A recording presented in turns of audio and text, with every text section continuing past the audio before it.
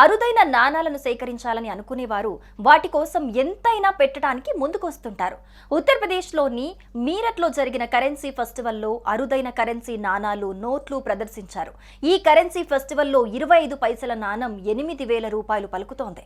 చలామణిలో లేని కరెన్సీ నోట్లు, కాయిన్లు కూడా చాలా విలువైనవని ఈ ఫెస్టివల్ను చూస్తే తెలిసిపోతుంది. ఆంగ్లేయులు మొఘలుల కాలం నాటి 2 రూపాయల నాణెం 3 లక్షల రూపాయల ధర పలుకుతోంది.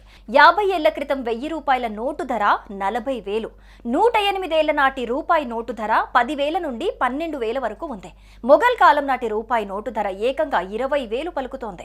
ఆంగ్లేయుల కాలం నాటి రూపాయి 5 రూపాయల నోటుకు 1,000 రూపాయలు పెట్టాల్సిందే. బ్రిటిష్ కాలం నాటి రూపాయి నోటు విలువ 30,000 నుంచి 35,000 వరకు ఉంది. ఇక్కడ 5 రూపాయల నోటు కూడా 75,000 రూపాయలకు కొనుగోలు చేస్తున్నారు.